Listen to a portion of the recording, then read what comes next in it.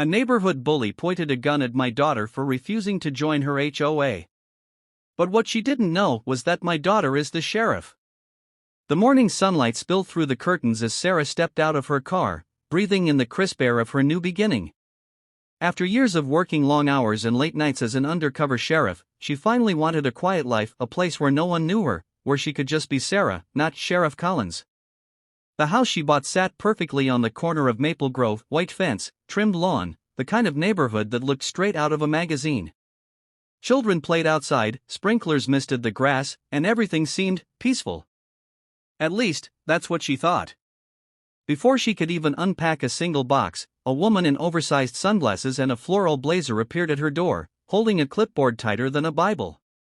Her smile was wide but didn't reach her eyes. "Welcome to the neighborhood," she chirped. "I'm Karen, president of the Maple Grove Homeowners Association." Sarah smiled politely, offering a handshake, but Karen barely took it. She launched straight into her speech about community standards, monthly dues, and mandatory participation. It sounded less like a welcome and more like a sales pitch she wasn't allowed to refuse. Sarah listened patiently, trying to be polite. But the more Karen spoke, the clearer it became this wasn't a friendly introduction. This was an order. "Everyone here joins the HOA," Karen insisted, tapping her clipboard. "It's how we keep our community clean, safe, and respectable." Sarah kept her tone calm, her training kicking in. "I appreciate that," she said, "but I'm not interested in joining. I prefer to handle my own property." For a brief second, there was silence. Then Karen's smile vanished, replaced by an icy glare that could freeze sunlight. "Not interested," she repeated slowly, like she'd just heard a curse word. Her posture stiffened, chin lifting slightly. "That's not how things work here, dear." Sarah didn't argue. She'd dealt with tougher people in interrogation rooms. She simply said, "Have a nice day," and closed the door.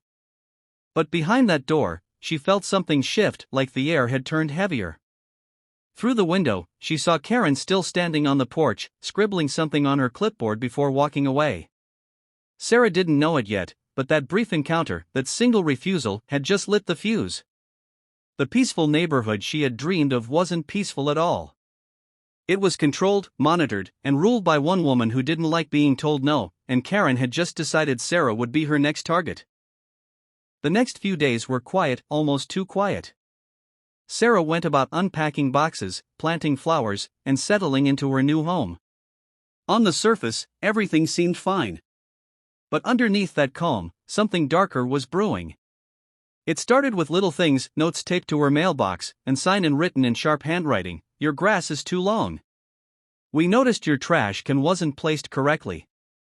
Non-compliance with HOA rules can lead to fines." At first, Sarah brushed it off. She had dealt with much worse in her life: criminals, gang leaders, people who actually posed a threat. A few passive-aggressive notes didn't scare her. But she knew exactly who was behind them. Karen's bright red SUV was always parked across the street, conveniently facing Sarah's house. Every time Sarah stepped outside, she could feel Karen's eyes on her from behind those tinted windows. By the end of the week, things escalated. Sarah came home from a grocery run to find a bright yellow paper taped to her door: "Violation notice, failure to join HOA." At the bottom, in big red letters, it said "Final warning." She couldn't help but chuckle at the absurdity. A final warning for not joining a voluntary association? She took the notice down, folded it neatly, and threw it into the trash. But Karen wasn't used to being ignored. The next morning, Sarah found her trash cans knocked over, garbage scattered across her driveway. Later that afternoon, she caught 2 HOA volunteers snapping pictures of her front yard. When she stepped outside to confront them, they hurried off, pretending to be on a routine inspection. The pattern was clear: Karen was using every HOA trick to pressure her into submission. Neighbors started whispering too. When Sarah waved hello, some turned away. Others mumbled awkwardly and hurried off. Karen's gossip machine was already working overtime. Sarah had been labeled the difficult new homeowner, the rule breaker, the one causing trouble. Still, Sarah stayed calm. She knew bullies like Karen thrived on reaction. Instead of fighting back, she quietly began documenting everything: dates, times, photos, and every note she received. What Karen didn't realize was that every petty act, every fake fine, every bit of harassment was being recorded by someone who had built her entire career on evidence. Karen thought she was forcing Sarah into compliance. But Sarah was just waiting for the right moment to turn the tables, and when that moment came, Karen's entire kingdom would come crashing down. It was a stormy Thursday night when things finally crossed the line. The kind of night when thunder rumbled in the distance and rain tapped steadily against the windows. Sarah had just finished her dinner and was sorting through paperwork when she heard it, a loud, angry bang on her front door. Not a knock. A hit. Another one followed, harder this time, echoing through the quiet house. She looked up at the security camera feed on her phone, and there she was, Karen, drenched in rain, hair wild, clutching something shiny in her trembling hand. Sarah's instincts immediately kicked in. Her first thought wasn't fear, it was assessment. Weapon, unstable posture, emotional distress. She recognized the danger instantly. But she didn't call for backup. Not yet. She wanted to see what Karen was capable of. Karen screamed from the porch, her voice shrill and furious over the storm. You think you can just ignore me? You think you're above the rules?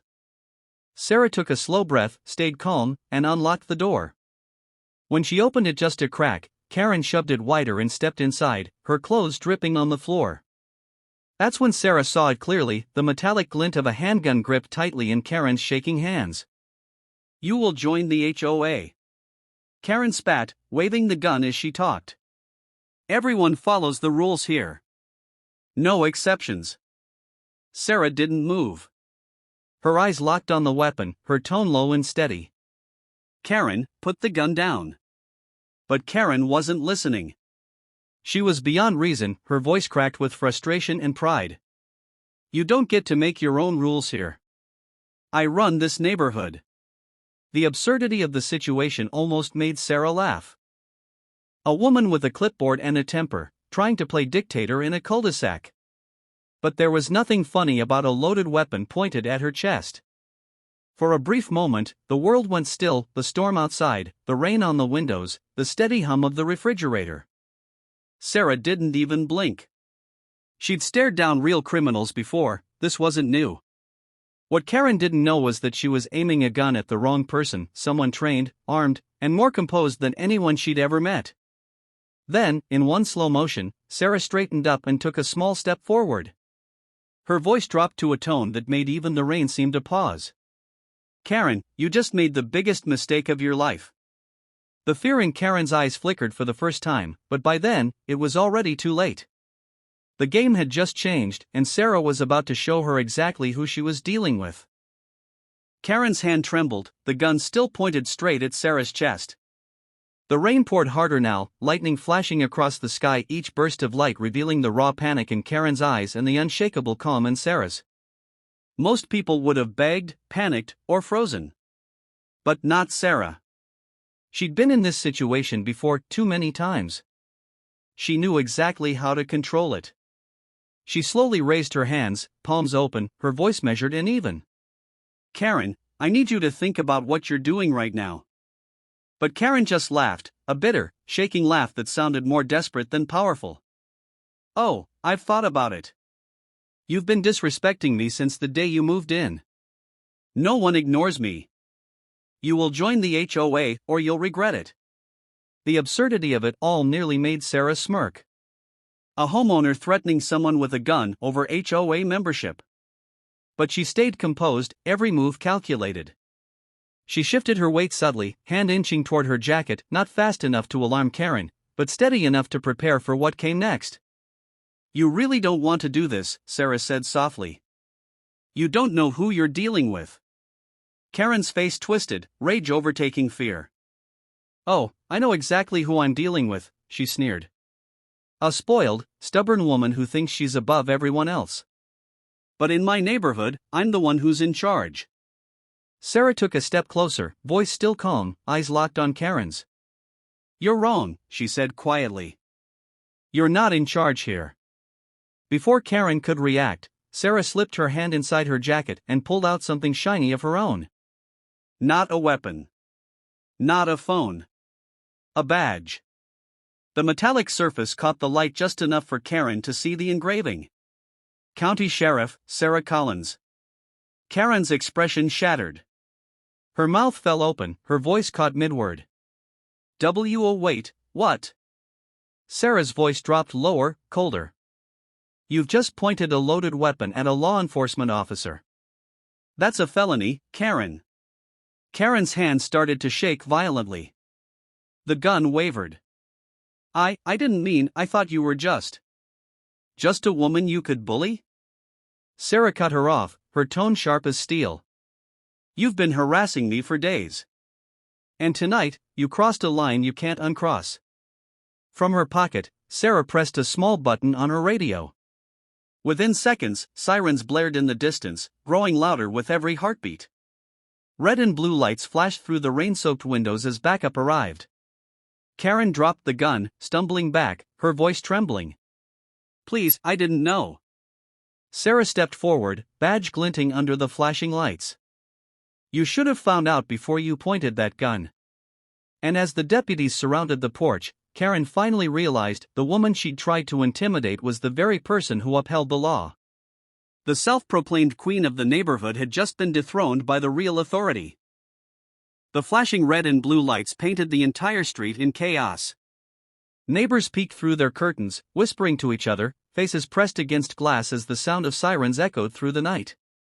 Karen stood frozen on the porch, drenched from the rain, mascara streaking down her cheeks, her once perfect composure shattered.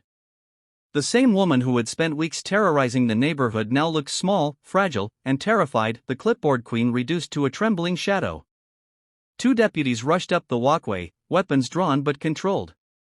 Sarah gave them a subtle nod, signaling the situation was under control.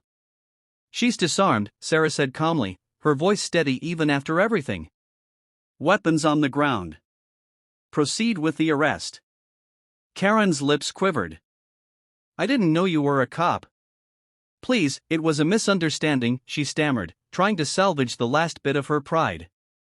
But her excuses fell flat against the sound of handcuffs clicking around her wrists. Sarah crouched slightly, meeting Karen's eyes as the deputies began to lead her away. Her voice was quiet, but it carried the weight of authority and justice. You didn't care who I was when you threatened me, Karen. You just wanted control. Now you're going to learn what real consequences look like. Karen's mouth opened, but no words came out. Her eyes darted to the growing crowd of neighbors standing on their porches, phones in hand, recording the entire scene. The woman who once demanded everyone follow her rules was now being taken away for breaking the most serious one of all. As the police car doors slammed shut, Sarah stood silently on the porch, rain still dripping from her hair. For a moment, she closed her eyes and exhaled, letting the tension leave her body. The street was quiet again, not because of fear, but because order had finally been restored. One of the deputies approached her. You handled that perfectly, Sheriff, he said, admiration in his tone. Sarah gave a small smile. Old habits die hard. By the next morning, word had spread across Maple Grove. The same neighbors who once avoided her now looked at her with newfound respect and a touch of awe. Karen's precious HOA meetings were canceled indefinitely.